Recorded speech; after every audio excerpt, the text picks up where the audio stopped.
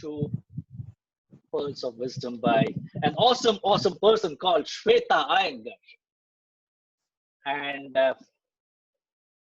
today is one of those days when I'm. Yeah, let me just close this. By an awesome, awesome person called Shweta Iyengar.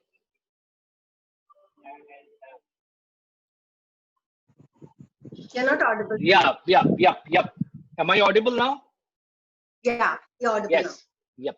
So today is one of those days which brings about a certain amount of happiness as well as sadness.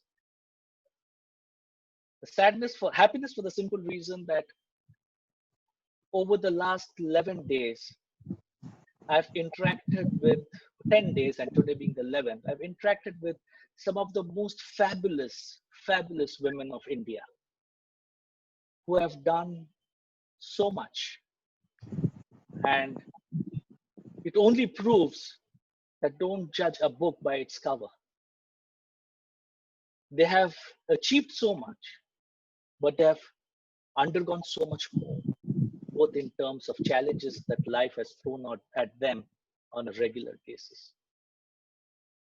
And I'll, from the bottom of my heart, I'll remain indebted to these 11 professionals who have agreed selflessly to come in and join this program.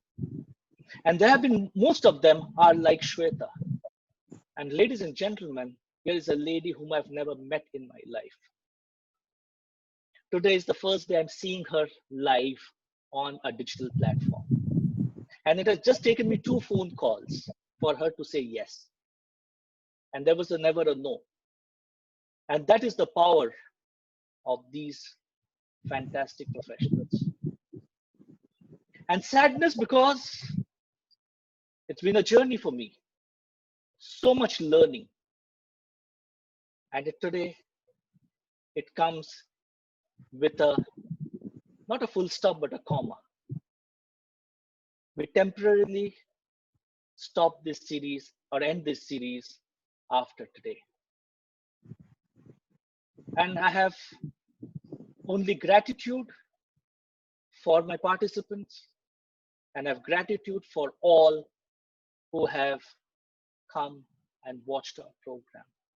I was just going through the statistics of yesterday's, Shweta.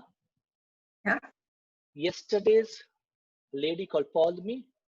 Hmm? I'm sure you've heard her or seen her briefly. 4,000 views of the video on Facebook Live.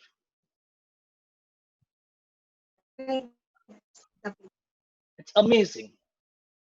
And I believe that the thought that I started this with, and we started this when we did not know the Sushant Singh thing would happen. We planned much before that. But our journey started on a Monday, and Sunday, the sad incident of Sushant Singh happened. And I believe that these 11 fantastic professionals, if they can even impact 11 people, that 11 by 11 is what that I'm working with. I think this world will be a much different place, a very, very different place. But it is not my journey, but my name is Malloy, and I am the founder of Beyond Red Ocean Consulting. I am a life coach, I'm a business coach, I'm a faculty, and that's all that you will get to know about me today, because it's all about Shweta. And Shweta, thank you very much for coming in, finding the time to come in. And I'll eternally be grateful to you, all of you, for accepting selflessly to do this. It's your journey, Shweta. Tell us about you. Tell us about all that you have gone through, and you are a successful individual today. Over to you, Shweta.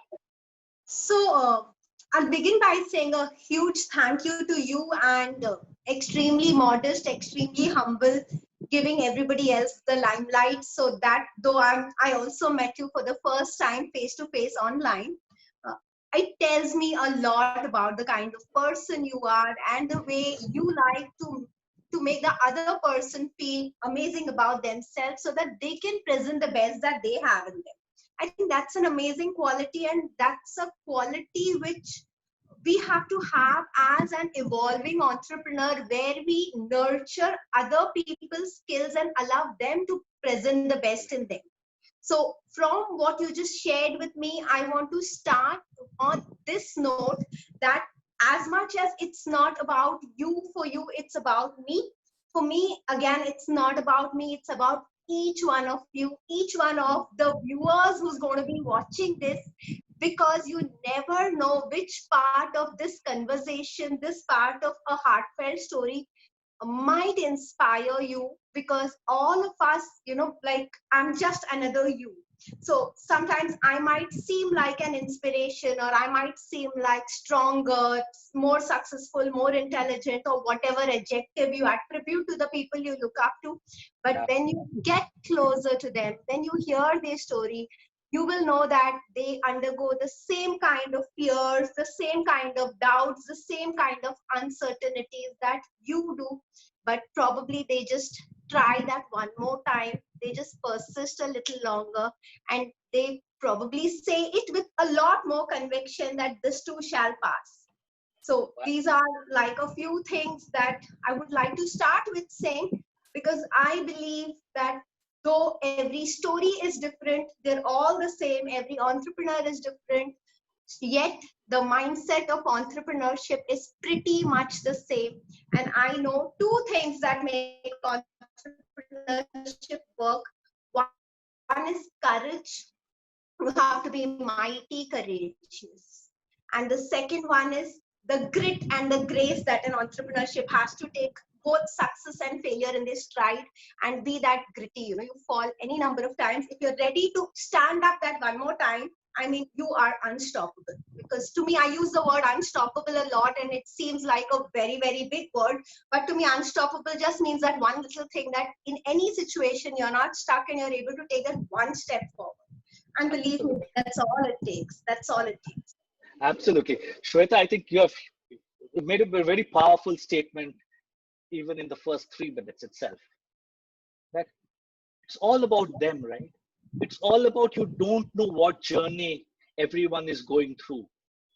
And if we can relate to their journeys and give them the confidence that if you're going through bad times currently, this shall pass. This shall pass. Just have the grit and the determination, and the world will be and your life more than anything else will be a much more beautiful life than you're already enjoying currently. Absolutely.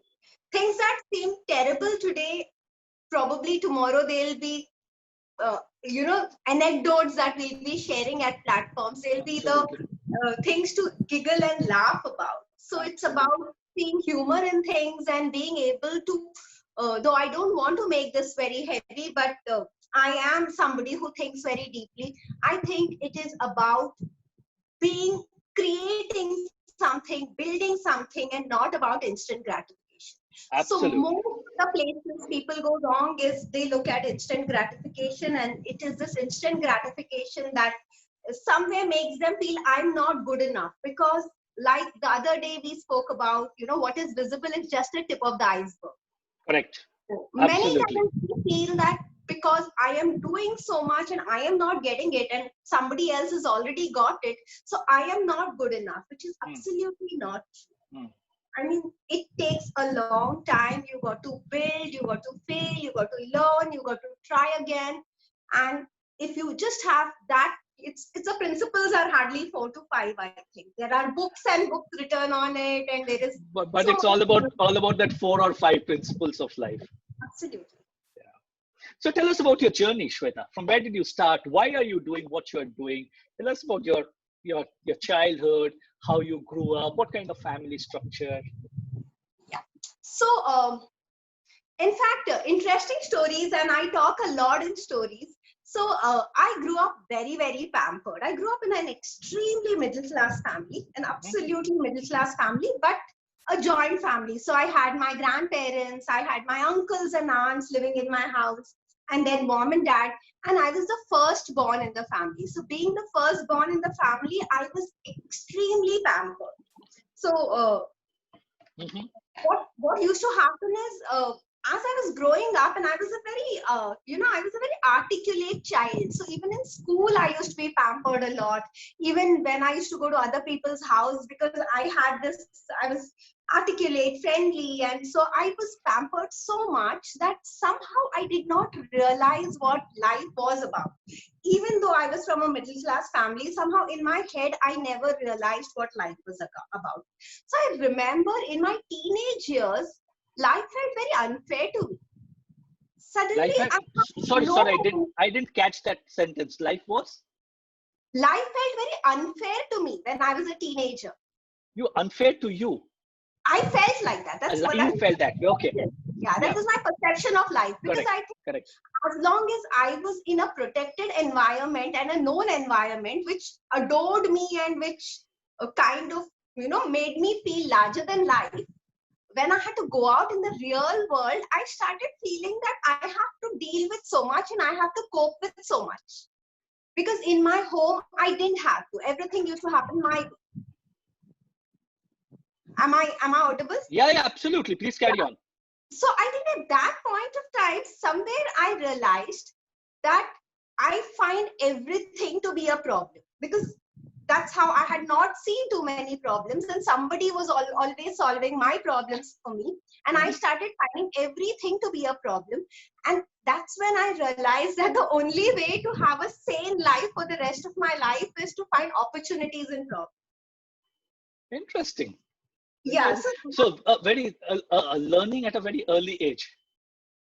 yeah, I guess though I was happy-go-lucky, playful, I still am. But there is a part of me which is a very, very deep thinker and needs to know the why. I mean, I was always a why this asking kid. I always wanted to know, but why?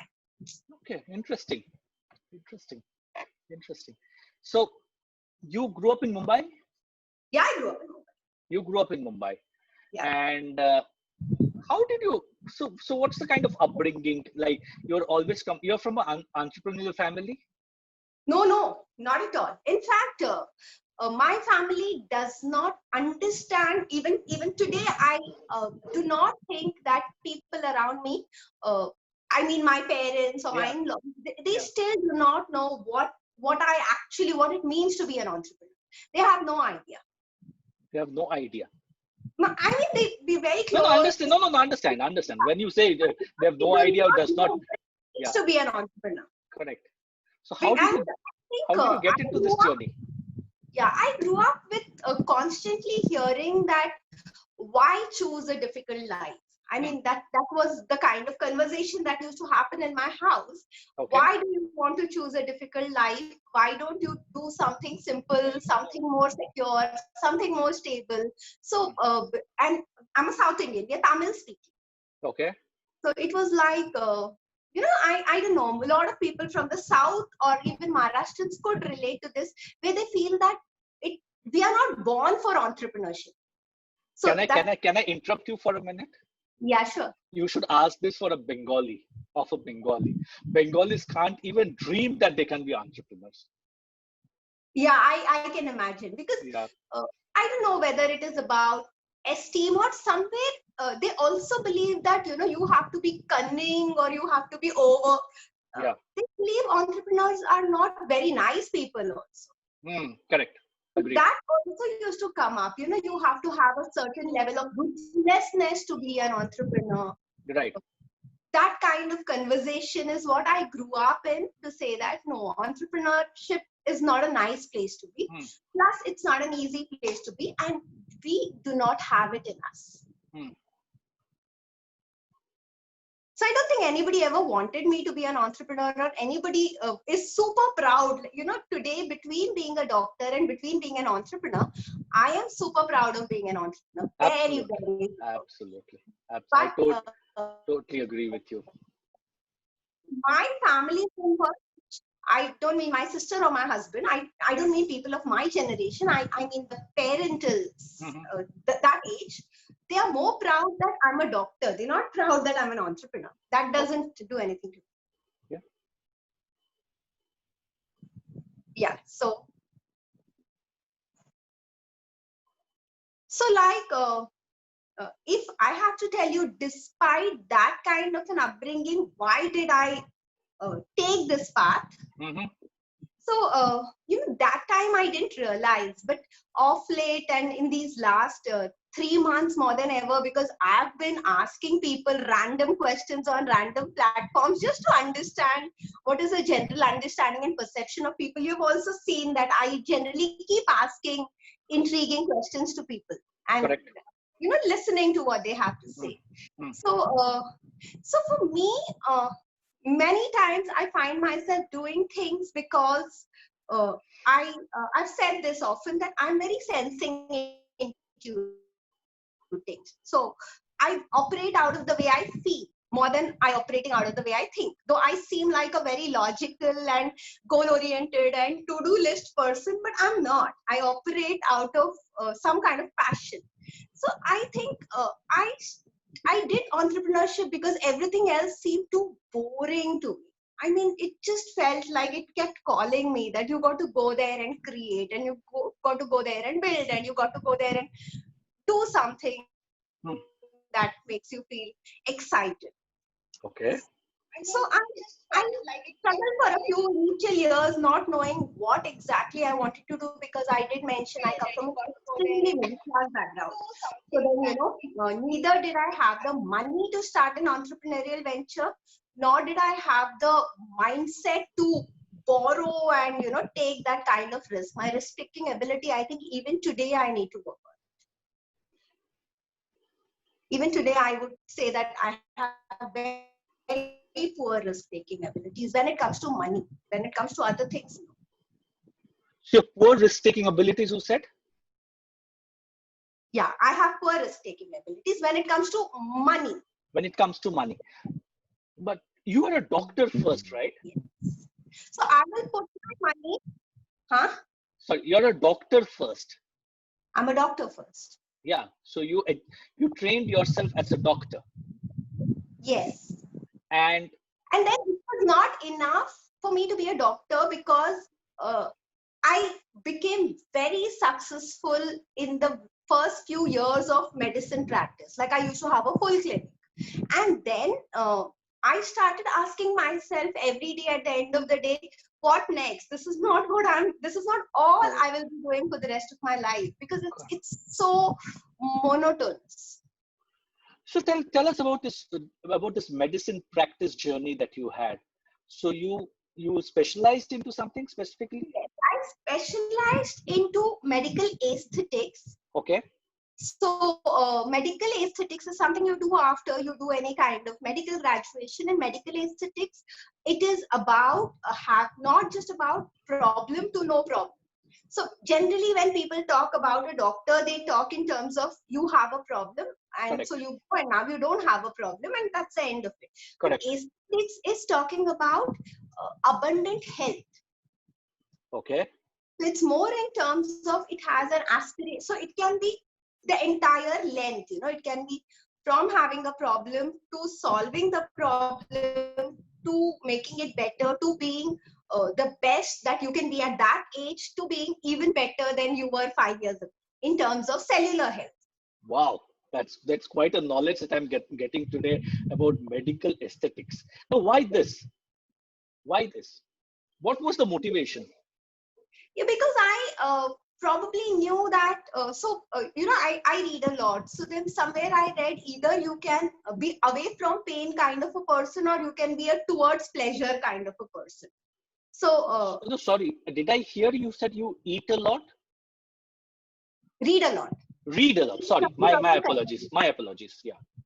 You No, read a eat lot. a lot is also correct, but then I read a lot for this context. Okay. So Okay. Okay. The context was read a lot. yeah. So then I realized that away from pain is not so much fun. Towards pleasure is more fun. Hmm. So And I think one of the things which has really helped me is I know what drives me a lot more than other people do. So I know what excites me. So Okay. at that point of time, I knew that, just getting rid of people's problems doesn't excite me. Mhm. Delighting them is what excites me. Taking them to a level that they said, this is what I dreamt of. This is what I always wanted. I'm so happy to have this. So that's the kind of experiences that's the kind of conversation that delights Interesting. me. Not a problem solving conversation. Very interesting. But again, come back to the same point, Shwet. Again, come back to that same point. At a Yeah. young age, Hmm. when you have just completed your medical education, I'm assuming it was from Mumbai or from somewhere else. So I was in Bharati Vidyapit, Pune. Pune. So okay. Yeah. So Mumbai, Pune. So you Yeah. did your medical education here. When people are talking and becoming a specialization in ophthalmologist or dentistry or cardiology, or where did this medical aesthetics come from? I'm still slightly curious. No, there. By the time I completed my medicine, Kaya was already doing well. So I think uh, the Yeah, company that really promoted medical Kaya. aesthetics was Kaya. So people were already talking about Kaya. So Right, Kaya was doing well in the sense everybody aspired to go to Kaya and everybody aspired to be like, I want a Kaya kind of a transformation.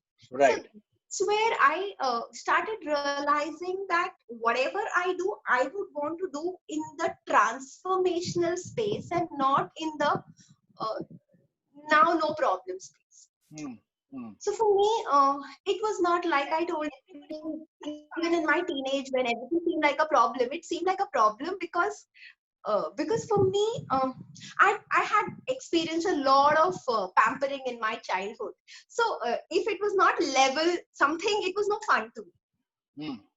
So now I don't have a problem. I have a roof on my head. I have dal chawal to it. What's the problem? So that's not the conversation that ever excited me. I said finer things in life अगर बनाए गए हैं तो each one of you deserves to experience it. Well, I totally agree with what you're saying, and I couldn't agree more. That why are we on this planet is something that I keep on asking myself, and I ask people who, who get associated with me that why are you have come on this planet. It's not to have a roof on your head and eat dal chawal and leave Hmm. home at 7 in the morning, travel by train, come back, go to work, come back, and then sleep. It's Hmm. not a purpose. That Hmm. cannot be a purpose of life.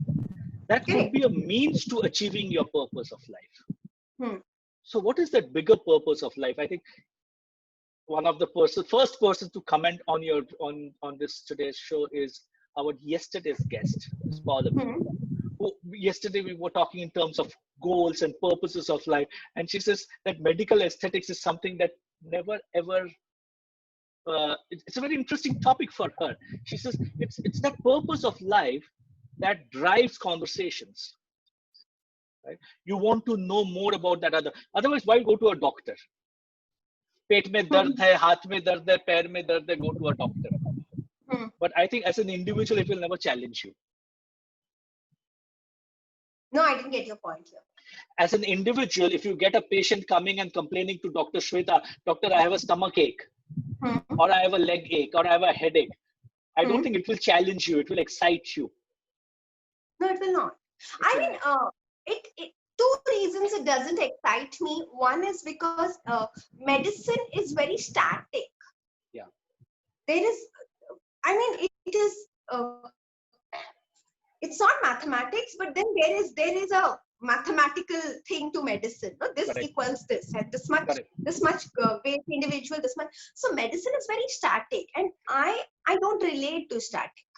Correct. So I did my medicine because being a South Indian, I got great marks, and sometimes when you're 16 years old, you do what just it falls in place. Oh, you're brilliant, you should become a doctor. But then after I became a doctor, I realized that I do not want to work in a space to chalo abhi pehle se theek hai. That's not where I want to work.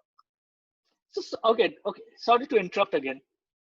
This getting into medical school, was it your choice, or you were kind of prodded and pushed towards medical school? No, it was, I think everything I've done in life has been my choice. Everything I've done in life has been my choice. I've never, I mean, I've always been vocal enough to say that, no, this doesn't resonate with me. I mean, whether it be to my parents or my professors or, anybody, to my friends, to my spouse, to my anybody. I've been pretty vocal about what I What you wanted and what what I you didn't want. But I think one good thing about me, I feel, is because I evolved. Sometimes I feel that was what I felt then, and now I feel something that makes a lot more sense to me. And when I feel that I can leave what I did then, I mean, it's painful. I've nurtured that also. I can leave that and I can move on. No, totally resonate with you. I could not get into medical school.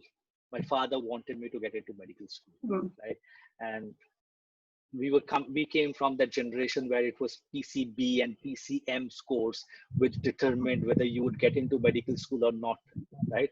So when my PCB scores did not match up to the medical school requirement, I was somewhere prodded and pushed to get into something which is paramedical.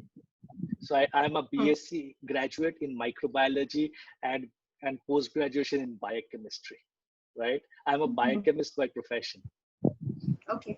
and today I'm so far away from anywhere close to biochemistry because something else challenged me more, and I loved that more. So I was able to give up. So I spent 22 odd years in healthcare, right?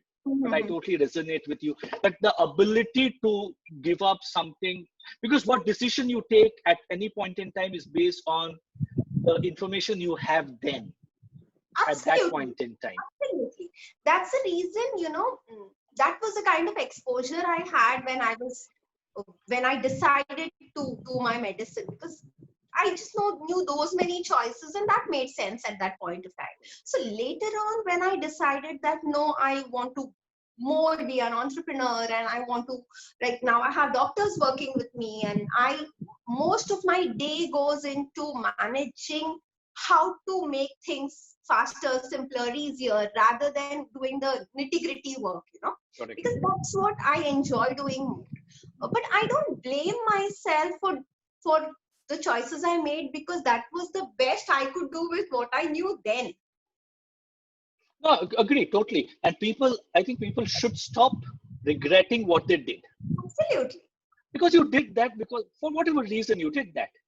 But Yeah, life and I moves was on. just super proud what I did, because I did Exactly. the most intelligent thing I could do with what I knew then, and that's Ex- about it.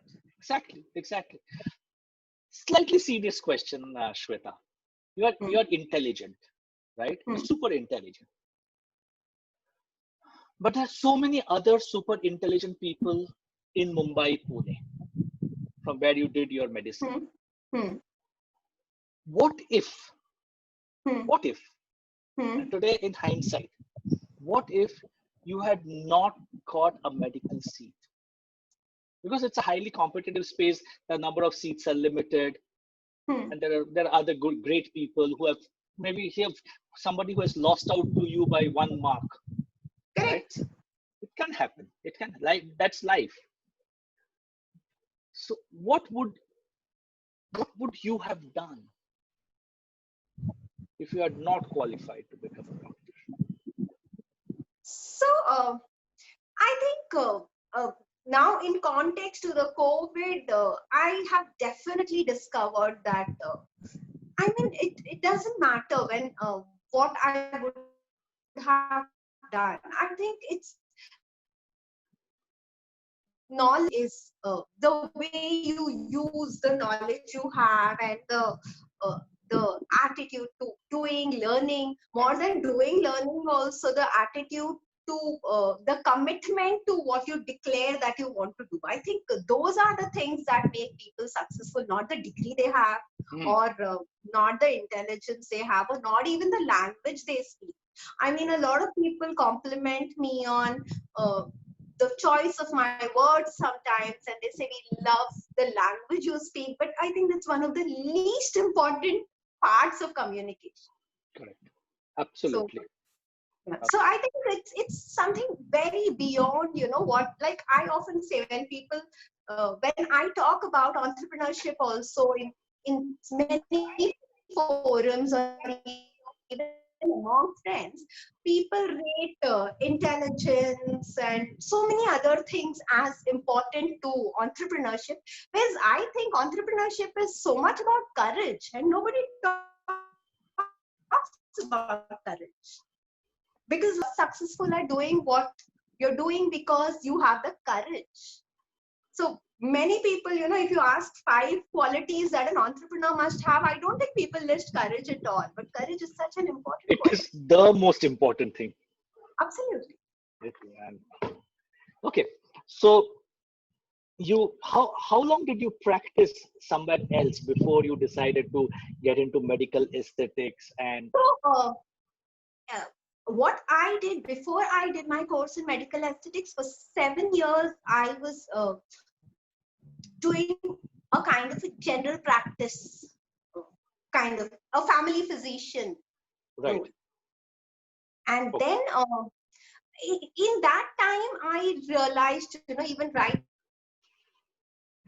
now, because I'm not a very good listener, but I grasp very easily. So somewhere I start realizing that no, this is not delightful. Something is missing here. Something needs to be made better here. Something needs to be made better here. So I kept feeling in the process that no, something needs to be made better in some areas. And somewhere I got this uh, phrase which quite fascinated me, that I can live my life by design. You can live your life by Design. design. Okay. Yeah. Interesting.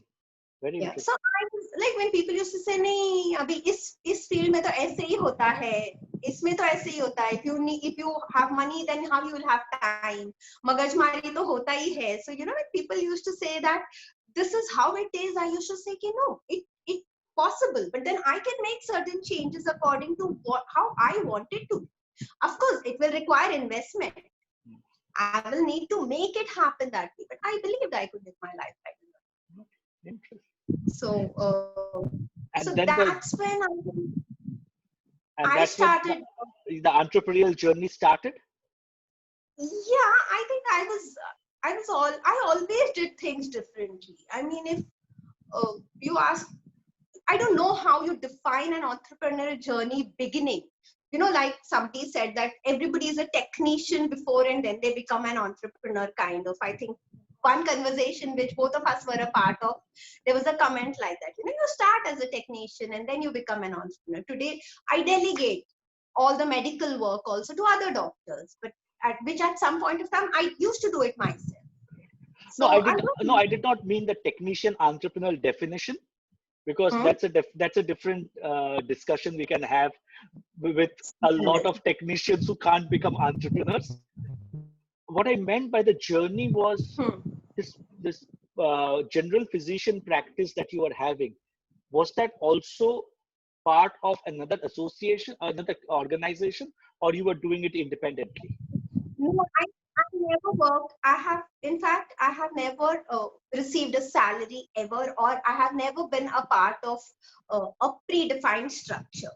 So I think everything that I have done, whether it be in a physician practice or whether it be in an esthetician practice, is our modules which I have designed. Like I'm more a strategic thinker and a creator kind of a person. I'm not an executive. Okay, so that was a disconnect I had. I thought you had worked as a general physician No, for I somebody have else, never worked. In fact, I have never worked anywhere. I have never received a salary in never my received a salary in life. your lifetime. No. And that takes a huge amount of courage, especially coming from a family which is not the entrepreneurial mindset, to tell people. How was the reaction of your family when you told them that I don't want to work for somebody else? No, my family never pressurized me. My family is, though they had their set of anxieties. So the problem which I have faced with my family is that they get restless, they get anxious, but they do not tell me what not to do, or they do not tell me what to do, kind of a thing. They only voice their anxieties and their discomfort with being out of structure. Being out of structure. And Yeah. sometimes it's very difficult to manage those anxieties of your loved ones. Yeah, but then it was important for me to be out of structure. So then so I believe that I have to take the responsibility. It's like earning the right. So I want to do, I am born in this kind of a family. I love them immensely. They love me immensely. And I got to live with them and still do what I want to do. So then I need to learn to manage their anxieties. Hmm. So I know now how to manage their anxieties, how much to reveal, how much not to reveal, what kind of an energy I need to have around them. And so it's all manageable now. No, certainly it's manageable. It it is how we manage the environment. Yes, because they're our loved ones, they care for us, and they're anxious about our success, not for anything else. And like most people think in terms of right and wrong. They think their thinking is wrong and our thinking is right. So Correct. typically, when you start with that kind of a you versus me, that's when it becomes difficult. When you start thinking, fine, that's the way they think from the exposure they have. This is the way I think from whatever reason. Now, how can we make this workable and smooth? Correct. So every conversation is not about who is right and what is right. It's rather about where do we want to go and how do we make this work.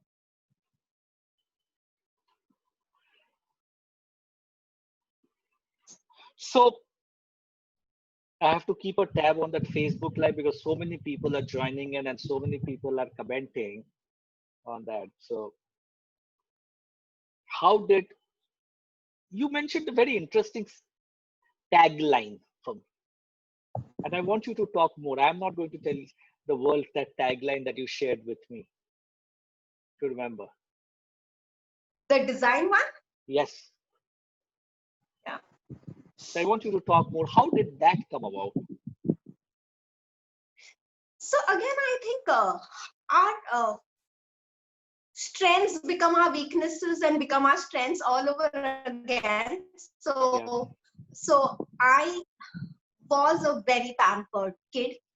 All my childhood memories are about being treated like a princess at all given points of time, and everybody around me did their best to see that uh, I could have whatever I wanted, and I hardly had any moments of disappointment.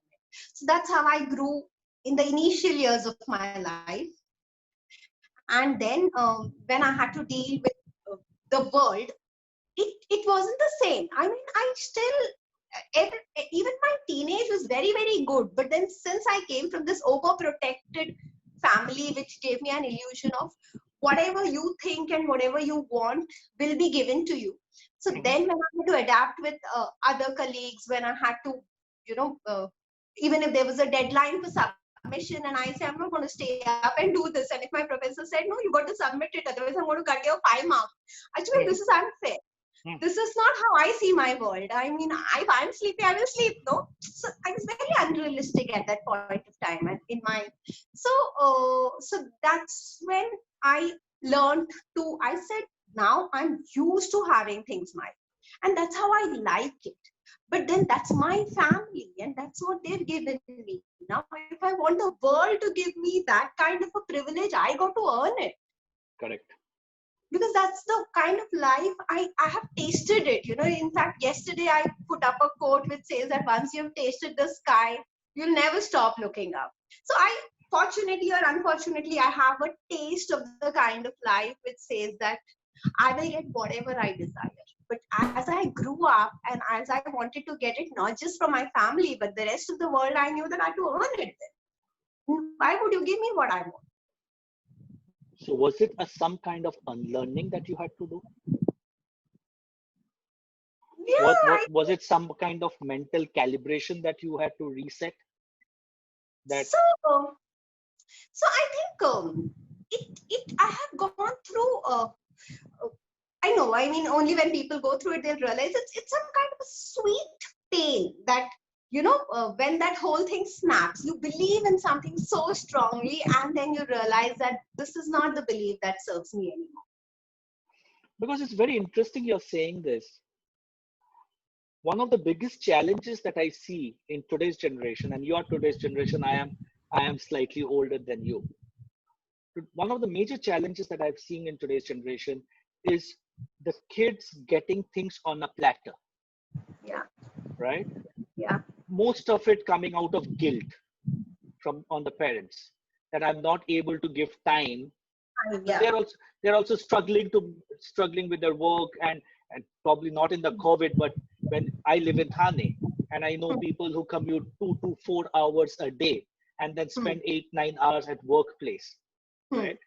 And then they come home, they find their child would be sleeping with the nannies and whatever, and they get hmm, into that guilt. So when the hmm. child wants something, they get everything on a platter. Overcompensate. They Yes, compensate for it. Absolutely right word. But as yes, the child grows up and he gets into the real world, he's not going to get things on a platter. yes, World is not going to give you things on a platter. Sometimes world is going to take away things from your plate. yes. And then these people struggle because they're not used to losing. Yes. It's so important that you're saying that we as individuals need to recalibrate our mindsets very quickly. So you got a very important point, which I probably had never realized before this conversation, that even I got everything on a platter in Yes, my growing up years. yes, But I think the difference was there was no guilt from the people who gave it to me. It was not out of guilt.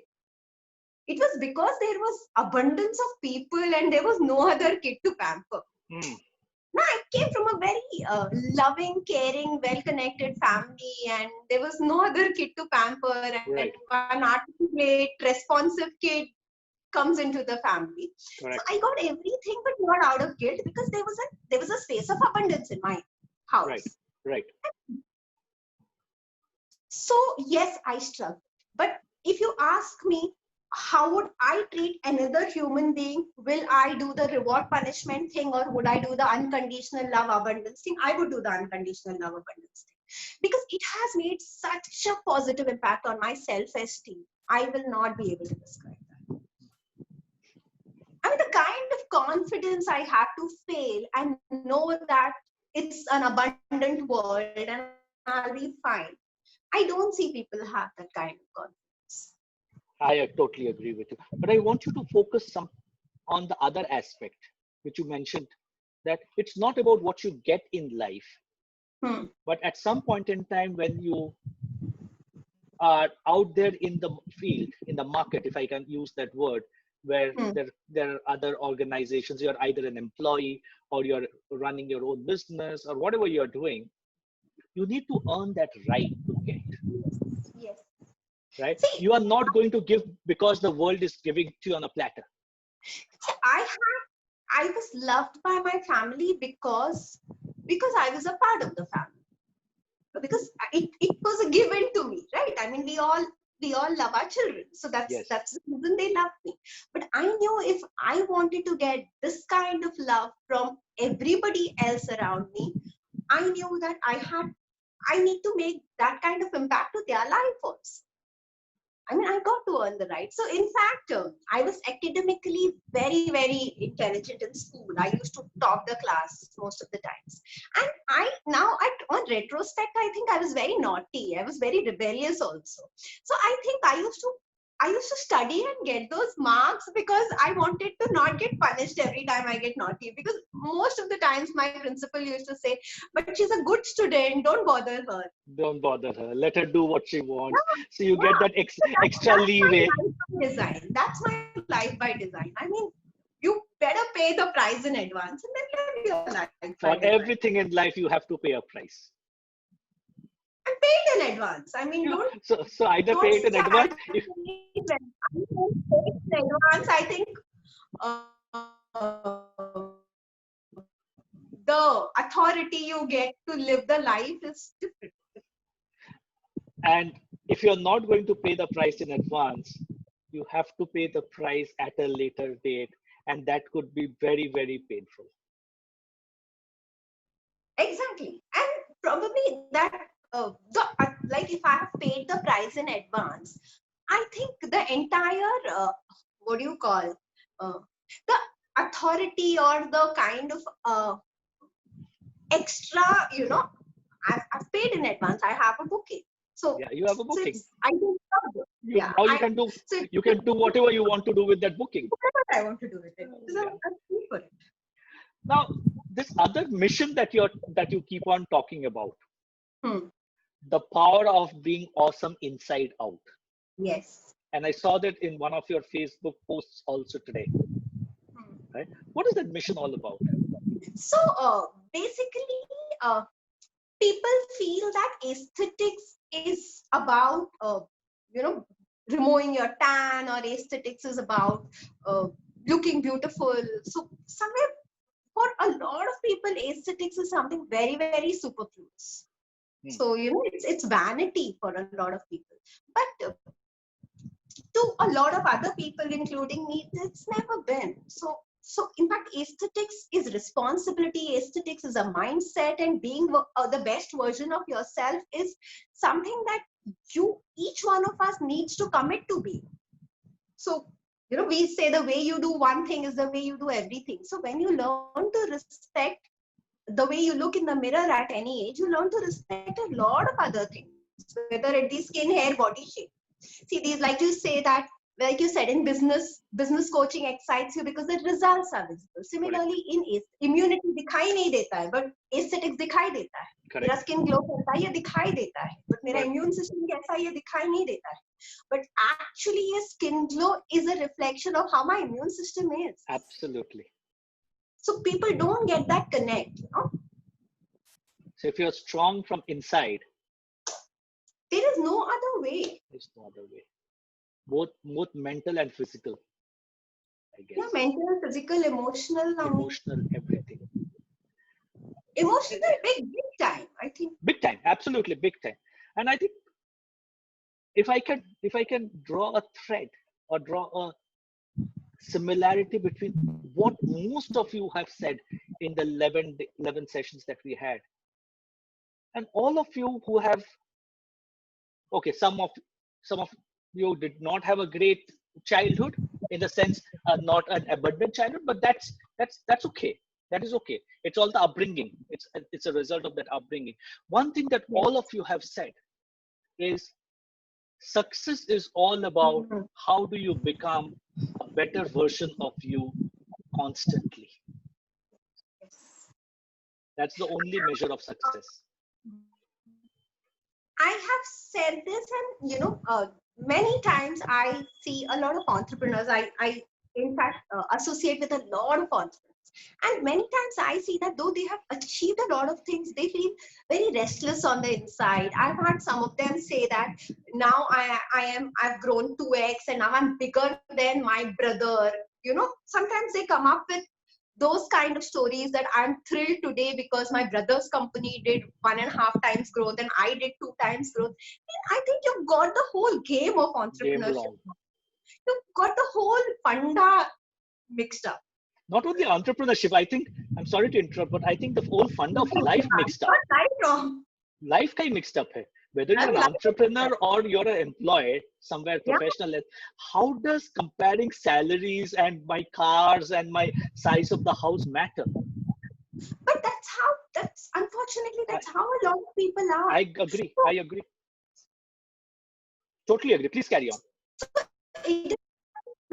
You said, like you said, that I was pampered, but I was not pampered out of guilt. I was pampered out of abundance. And this is what it has done to me. Whereas a kid who's pampered out of a guilty parenting, that person grows up differently because energy absorb hota hai.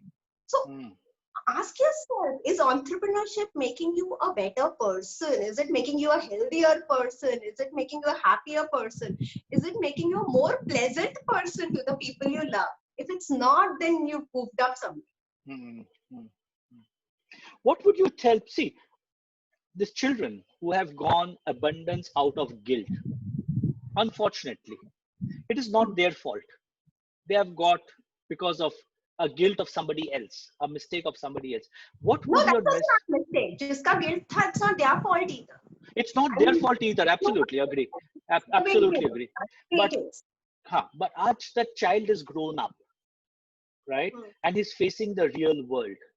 Hmm.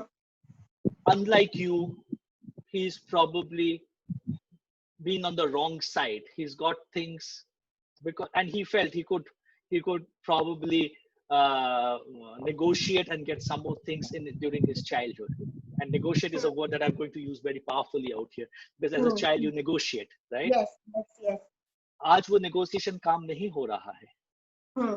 in your workplace. What would you tell these kind of people? Because I'm sure you encounter a lot of them in your profession that you are in. Yeah, I do. I mean, you can't give advice to those people. So there probably comes a point where they feel unloved or something of that sort. So to me, if I start talking, then finally for me, love is the answer to everything. I mean, they need to get a support system somewhere, or somebody from the family needs to identify a person. So sometimes there are children who feel like they deserve the least love. They're so tantrum throwing, they're so rebellious. But I think people who feel like they don't deserve love are the ones who need it. Yeah, I've seen such a lot of people who feel So, that they don't deserve love at all. They're, no, but so if you feel that somebody is very short tempered, you feel this person doesn't deserve your love, but please understand that's how the person is dealing with what he's dealing with. He doesn't love being short tempered. I mean, nobody is short tempered by choice, right? correct, correct, correct, correct. So I think the world just needs more compassion, because parents who have pampered their children out of guilt, I mean, they've done what they could do. Everybody does the best that they can do, right? So it's not the child's mistake, but it's not the parents' mistake either. They did the best that they could with what they know. No, only if a lot more people thought like you, Shweta, because we are so much on that short fuse nowadays. We are blowing up for no reason. And I've seen this growing up in Bombay. I've seen this happening in when you drive. And I'm not drawing a comparison. I don't demean I want to demean any city, but you associated this kind of road rage with Delhi, never with Bombay. But today you're seeing that in Bombay. You're always trying to be that one-upmanship is Yes. becoming too much, right? We're somewhere losing our mind in some kind of situations because we are on that short fuse altogether. So I think it's a long journey, but I think people who feel that they're able to cope better, for lack of a better word, Yeah, because life can be difficult if you have it's constantly challenging. I mean, COVID is so challenging, and hmm. it's so unfair also. I mean, I had great plans for 2020, and I had put together so many things from last October, and now I'm going to rebuild everything. And half the things I mean, it's not my fault. It's not your But fault. Now, since you're in that COVID, since you're in that, you brought in the topic of COVID, and I know this conversation can probably go on for 2 hours. We haven't realized that we have spoken for 55 minutes already. and we One, haven't even realized that other people are listening to us. I think I'm absolutely, it's like when we are having a one-to-one conversation. Yeah. Now, as we come to the end of the program, Shweta, like you rightly said, COVID, it's been unfair on a lot of people, on or everybody. on everybody. Probably everybody has been impacted some way or the other, right? It's impacted your business, it's impacted my business, it's impacted someone's job, it has impacted someone's money. Yeah, my cousin was going to get married. It got indefinitely postponed now. So it's impacted multiple people in multiple Multiple different people in different ways. yeah. But that huge group of youth today Hmm. who either are not getting that internships because the organizations are not hiring, Hmm. or they have lost their job. Hmm. But if you want to address that people in their 20s and 30s, right, who had great dreams for 2020, getting married, getting a new house, getting a new car, getting education overseas, right? A lot of things have changed. What would Hmm. you tell them? Because you are very, very focused on inside out. What would you tell them? So I think I think knowledge is overrated. I wouldn't be able to tell them something, but probably through sharing stories or through sharing incidences, being truly vulnerable with people and telling them things as it is rather than saying how perfect it is or being very logical. If somewhere I could just help them feel that, you know, uh, it's okay. I mean, even if you fail, it's okay. Even if you make a mistake, it's okay. If you look bad, it's okay. If you're last, it's okay. It's just okay. So, so I think somewhere that feeling has to be. So because I think it bothers, failure bothers people a lot. People are too hung up on looking good. Though I'm in a look good business, and Yes. I'm saying this. I think it's not important to give it so much importance. Hmm. So I think don't give it, make it less significant and enjoy. I mean, when I say if you come to me for any kind of treatment, a skin treatment or a hair treatment, so don't make it a point of stress for you. Yeah, it should be fun. Life is meant to be enjoyed. So Like, somewhere I read a quote which said that probably we are all talking about the purpose of life and goals. Maybe the purpose of life is just to be happy. I mean, give it a thought. and if all of us decide to be happy, the 6 billion people on this planet, I think this planet itself will turn happy. Yeah. But we are not. Yeah, please. Yeah, you just be happy and you'll just feel that it just flows. I mean, you have so much happiness and it's just you're just making other people happy. There's no effort to anything at all after that. I so much so agree with you, because when I meet a lot of people, I tell them, in the overall context of your 70, 75-year old, 80-year lifespan that most of us are going to live, right? Hmm. Un- Unless there's something significantly gone wrong with our lives or an accident or whatever. The 6 months or 7 months or even a year It's is not a so problem. minuscule, Absolutely. minuscule in the overall context of life, that if we can just live through it, I think we we will. There will be a positive side to it. It's not that it's only going to go down and down. And this doesn't mean, I mean, there has been a week in this 3 months of COVID. There was an entire week where I was so low and I was so upset and I felt so hopeless that all I wanted to do is wake up and go to sleep. Hmm. So I probably slept through a couple of days of this COVID because I just couldn't handle it at some point of time. So I think one need not even try to be superhuman and show that, see how cool I am about the whole COVID thing. Yeah, So somewhere I think the problem is more people need to be more real. So either there is a set of people who are constantly cribbing, and there is another set of people who are behaving as of me greater than thou. that's what Facebook has done to all of us. No? I have Yeah, gone to Switzerland. I've gone to Thailand and see lack my, of real people. yeah, where's the real people? All of them seem to have disappeared, because Facebook shows you only those happy people who are in Switzerland and Goa and all those kind of stuff, and you sitting and looking at their posting. Oh, he's so happy, and I don't have happiness. But what you said is also very appropriate. That it's okay to be depressed for a while. It's okay to be sad for a while. Don't be superhuman. Don't try to be superhuman. I think all the people who seem like superhuman should sometimes come and confess this out in the open, because a lot of other people need to know that everybody deals with this. Yeah, So yeah. every time when somebody compliments me on how well I am dealing with a particular situation, I tell them, I'll connect you to my husband. You should ask him what kind of tantrums I throw when I reach rock bottom. Because somewhere I say this for the person to know, okay, it's okay. I'm just another you. It's Yeah, just that I am dealing with it a little differently. yeah. And you can deal with I it. You have can. a choice. You have a Yes, choice. I am dealing with it, and if I can, so can you. and we are all human beings, and I don't think there is any difference between our mental states. It's only how we are managing the mind. Abilities. We have no difference in abilities. No difference It in the abilities. we I mean, we just have to explore and nurture it. Both of us have the abilities. Correct. It's only on how you're managing your mind. Yes. Okay.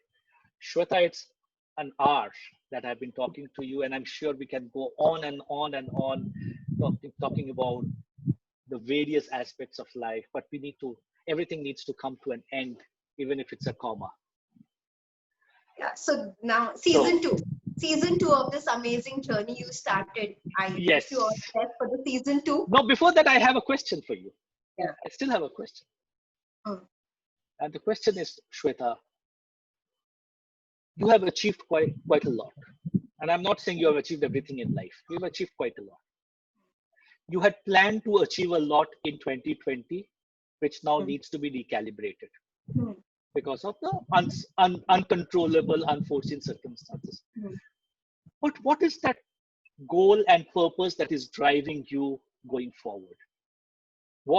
In what reincarnation do we see Shweta Iyengar as? So one thing I realized, I always I was a practicing doctor, and then I was a doctor come entrepreneur, and then I was more an entrepreneur and less a doctor. So it's been a journey. Yeah. So now an entrepreneur always thinks in terms of leverage. So if you're not thinking in terms of leverage, I don't think it's a very important thing an entrepreneur does, that something very good has been created, and how can we leverage it? Am I audible? Yes, totally, completely. Yeah. So then, right now, I have realized in this whole thing where I had to do a lot of things online is I can create training modules and train other doctors all over India, other people who are in the space of health and wellness all over India, and I can share what has worked for me so that they don't have to waste those 5-6 years figuring out, doing a few things wrong and figuring out for themselves. So you will help them not to reinvent the wheel again. At least I will share what I think. It's all about stories, so it's all about, so this whole masterclass series that I'm sharing will be stories with a lot of facts in it, so that they get the fact and they get the story behind the fact, which shows one more great characteristic of yours, Shweta, Dr. Shweta, if I can call you from today, that you have no insecurity about knowledge sharing. I grew in a lot of abundance. I'm telling you, I grew in too much of abundance, which I realize, and I thank my parents, my grandparents, my universe, my husband. I mean, I still live in a lot of, I grew in an extremely middle class family, and look at the kind of abundance they have. So that's the message. It's not about what school you're sending your children to. It's not about how much money you have in the house. It's not about what car you're driving. It's about how you make them feel. Correct. Because this abundance is going to define you. Yes. Because by sharing, you're not losing anything. You're probably only giving your best to the others. In fact, I sometimes feel helpless that I can share my knowledge, but how do I share that what pain has done to me? Because what pain has, the approach that pain has given me to look at things, I sometimes struggle to share that approach with a lot of you're people. saying something very interesting, and let me extend it by a couple of minutes. What pain? What pain? You said pain has taught you something. So from where did I mean, because like you said, those children have coping problems. So when you're used to having everything your way, and then when you do not get it, it's very painful. Yeah. I mean, ना सुनने की आदत नहीं होती है, और फिर जब पहली बार ना सुनना पड़ता है, तो it's very devastating. And that is something that we need to learn the hard way. And people who I grew up believing I was entitled. And then what happened? And then I realized that I'm not. And then I said, but I want to be. So I decided to earn it for myself. And how long did that process take you? Because it's a mindset shift. It's a mindset shift.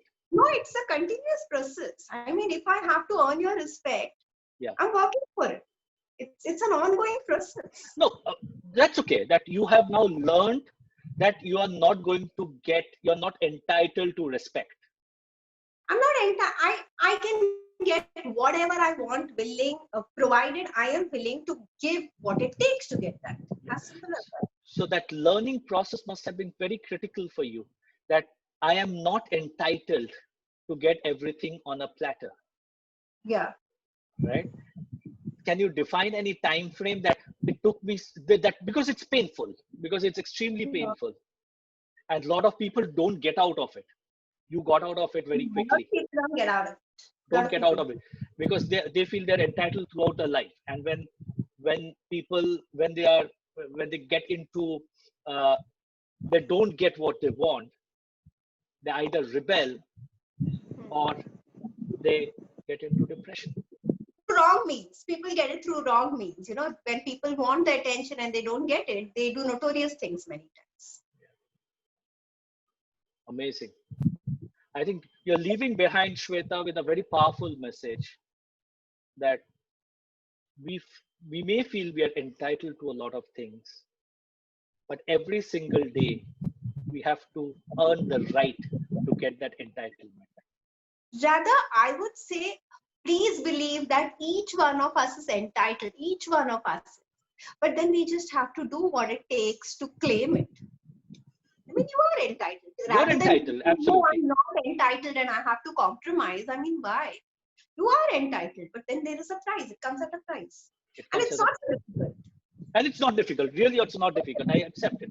I It's not accept what you difficult. say. It's enjoyable. I mean, there's so much of reward for everybody. For everybody. For every individual, it's only once you've made that mindset shift that I am entitled, but I have to make that effort to get what I feel I'm entitled to, So and I make that rather, effort. I would take it one step further and say, once I realize that I am entitled, but you are entitled to. So I need to give you what you're entitled to before I earn my right to feel entitled. Simple. Fantastic. I think that's the best closure that we could have had, Dr. Shweta Iyengar. Thank you so much for coming on this show. And I think there's so much to learn from you, Dr. Shweta. As we draw our curtains down on Pearls of Wisdom Series 2, my heart goes out in gratitude to all the 11 awesome women who came on this program, and to all the awesome people who have watched our program on Zoom, Facebook Live, or YouTube. Please rewind, look at these videos, look at the learning that you're going to get from them. Because there's so much of learning, your life will be extremely different. Thank you so much, guys. Take care of yourself. From me, Molloy, I wish you all the best in life. Stay safe. At any point in time, if I can be of any assistance to any of you in your life, I'm just a message away. Thank you so much. God bless. Take care of yourself. See you soon.